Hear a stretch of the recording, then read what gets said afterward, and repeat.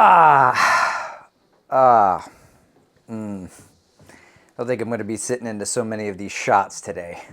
Just kidding. Do hard things. All right, I'm going to make 3 videos on the Marine Corps Marathon. This is the first one. This is just me telling you what happened a couple of days after.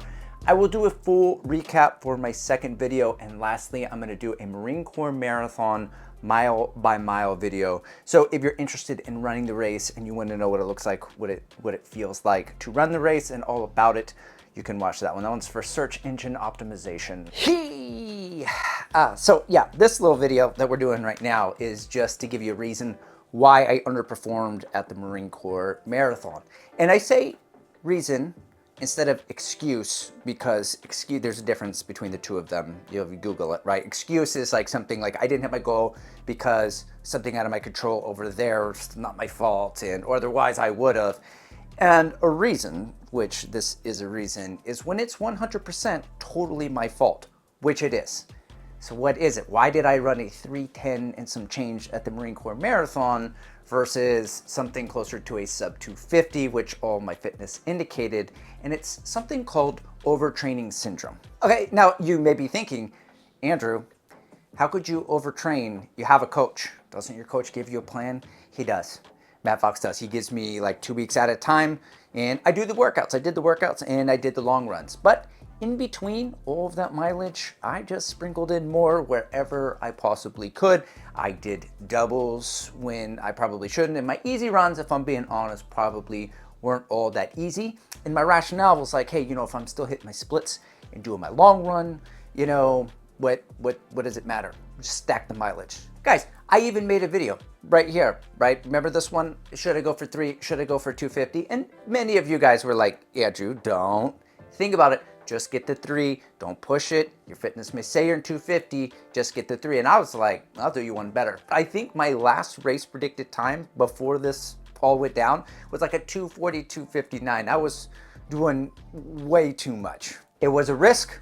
I took it.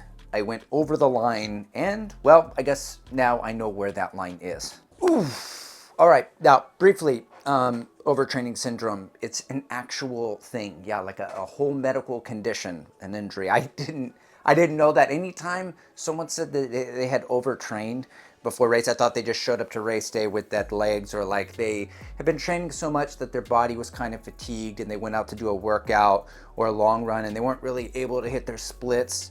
So they just aerobically maybe, but physically they couldn't get their body to perform. So they just needed 2 or 3 more days of rest or something. And that might be something called like overreaching. And I think there's like functional overreaching and dysfunctional overreaching according to Google. Now I know. And when you keep doing that overreaching repeatedly and you don't give yourself rest at all, eventually the body just blows up into overtraining syndrome. Symptoms include elevated heart rate, insomnia, mood swings, fatigue, lack of motivation, muscle soreness, injuries, loss of appetite.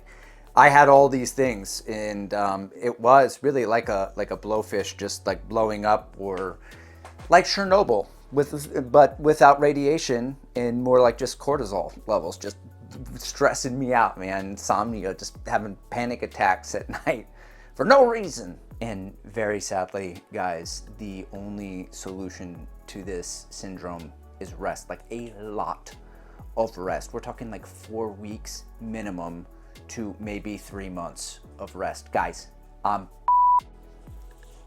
gentle reminder to subscribe to the channel if you haven't already. Guys, seriously, guys, though, I'm really screwed on this one. I really did screw myself. Okay. Just went and picked up some kids. They're over there being pacified by Minecraft. Anyway, you're probably asking yourself, but not really, if this all happened before the race, like why didn't I make a video about it? Why did I keep it a secret? And the truth is, I'm not that sneaky, okay? I'm not that crafty. I'm actually quite clueless. So you see, 17 days before race day was my last workout. Later that day, I went and I got a couple of shots. Got a flu shot, I got a COVID shot, because the last thing that I wanted was to get sick on race day like the previous marathon. Well, I wake up the following day, day 16, muscle soreness, fatigue, elevated heart rate. I like all of the things that would go along with the aftershocks of getting shots. So I didn't even think about it. But then it just kind of kept going for like a week, and I got all conspiracy theorist about the shot. So I was like, maybe the moon isn't real. And then I was like, no, okay, calm down. After 9 days, the elevated heart rate kind of went down. I was like, okay, there we go. I'm just in the taper. I'm recovering. But then, like day 10 or 11, the heart rate goes back up, and I start Googling it, and I'm like, oh my goodness, I think overtraining syndrome. And I had one question. I quickly marginalized it once this question was answered. The question was, can you race when you're overtrained? I saw the word yes, and I was like, cool. That's the end of that. So my 14-day taper ended up being a 17-day taper. And I don't know why I'm throwing everything in air quotes. Oh yeah, I do. Yeah, because it wasn't really a taper. It wasn't like slightly reduce the volume and keep the speed. It was almost like reduce the volume by 50%, don't do any speed work, and hope the body physically recovers to give it a nice whack on race day. Now, the details of those 2 weeks, I'm gonna skip. I don't wanna get lost in the weeds in this particular video. I'll put it in the recap and you can skip. I'll make chapters, you can skip ahead through it. Basically, I just wanna skip to like the day before the race. I did a shakeout run, and like after 3 miles, my heart rate just kind of drifted, and the weather was very cool. There was no reason for that. I did not feel good at all. So I re-Googled if you can race while overtrained, and it said, yes, you can race while overtrained, and it's highlighted. That's the part I read the first time. It said, but your performance may be suboptimal. Overtraining can cause you to start strong, but fade quickly, have less endurance, strength, and agility, slow your reaction time and running speed, exacerbate an existing injury, experience mood changes, decrease motivation. Whew. Ooh. Don't get used to it. Okay, time for a moment of vulnerability. I'm going to be vulnerable with you guys. The night before the marathon was one of the hardest nights of my entire adulthood, mentally, right? And I say that because most of my adulthood has been a relatively soft life. I don't do hard things, Steve Magnus. I don't do hard things. I've got my race day anxiety amplified by my overtraining syndrome anxiety. I'm depressed. I feel like crying, but I'm wired and my brain can't sit still. I'm nauseous. My muscles ache. My shins are sensitive. I feel oceans away from peak condition. Like pick an ocean, any ocean. That's how far away I am from peak condition. And I know it's like I'm coming out of denial 10 hours before the race. And the truth is that what made me afraid and made the task so daunting wasn't time goals or anything like, oh, another sub 3 attempt that probably isn't going to go my way, whatever. The thing is that I felt completely shattered because I ran myself till I got sick. My middle child, I told him about it, and he was like, you ran so much you got sick? I was like, yeah, man, I really did run that much. And here I am, I'm gonna have to run another 3 hours about as hard as I can, put in all that effort, which is only going to worsen my condition. It's only gonna make me feel like this, terrible, but for even longer. And I'm gonna do it anyway. You know what it's like? It's like that crazy friend who does, stupid. He's a stupid friend. You have a stupid friend. You have a stupid friend. He just does stupid things. It makes him a stupid person. Like he climbs up this brick wall that's like 4 feet away from a swimming pool, and he's not going to just jump and clear the pavement into the pool. He's like, I'm going to do a backflip off of it. So, I think I can make it. And if I don't, I'm going to connect with my head right onto the concrete. And you're like, don't do it. And then there's like a girl in the pool. She's like, oh, I can't look. And then he does it and he lands in the pool and everyone's like, whoo. And he gets out, it's like, whoo. And everyone's like, oh my God, that guy is so stupid. That was what I had to channel. I had to do something really stupid.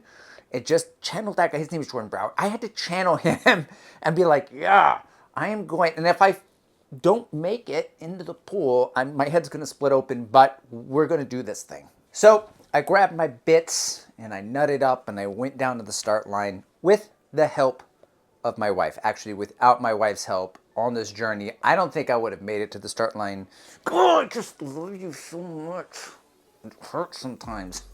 Anyway, I set it to marathon pace on the effort and it was painful, for most of it, all mentally, physically, the whole nine. And I just let the paces go where they may, because sometimes, marathons aren't just all about your finishing time, which ended up at 3 hours, 10 minutes and something seconds. I should know that, but I don't. Now, regarding the sub 3 journey, I want to say 3 things about this. The first one is that when I started the sub 3 journey a couple of years ago, year and a half ago, whenever it was, the sub 3 time goal was to me like a measure of success, because where my fitness was at sub 3 was just beyond my reach or kind of right there. But as I've gotten fitter running under Coach Matt Fox, and my times moved down, my paces in training, and I would hit marathon pace in the 6:20s, and now it looked more like a 2:50 attempt. I realized number 3 was more an arbitrary goal of kind of where I was at, right? So like somebody 3:15 is just out of reach, and someone else maybe it's 2:50 or maybe it's 3. So people were like, well, why don't you just get to 3 first and then go for something there? But it's like, why would I go for a race and then slow down slower than where I would to like check off a box? Like, why wouldn't I want to just push myself to see how fast I can go and what I'm capable of? Because so like the measure of success wasn't necessarily that specific number 3, because that could be like any number, right? Instead, I think going forward, the way I want to measure success, I'm sure I'll have time goals still, right? But my measure of success will be, can I go out at marathon pace, race really well, hold it, and then push and crunch it down and squeeze the maximum amount of effort out of my body on that particular day. And the time is going to be whatever it's going to be, given the course, the weather, the training, and how it went, assuming I don't overdo it and get injured. But that's the first thing I learned. Secondly, the second thing I've learned was less is more. And this is the second marathon in a row where I wasn't at 100%. And it's really frustrating. It's angry. I got rage. And anger a lot of time is just misplaced grief. I'm sad about it, right? Because it's like wasted potential in my head, and these narratives that I tell myself. But that's okay. All those feelings are good, because I feel like they're the impetus, they're the driver of change, right? It's like, I don't like feeling like that, so I don't want to do that again. So like next time after I get well again, I'll do what coach prescribes and just stick to that work-rest ratio and continue to get faster, because I was just PRing all along the way. And less is more. Lesson learned. I pushed myself to the line. I went over it. Now I know where it is, and I'm not going to go over it again. Thirdly, I want to say thank you to everyone who's watching, especially like on Strava. Everyone throws down the kudos and the encouragement, slides into the comments, even though Strava is going to send you endless notifications every time somebody else comments on that comment.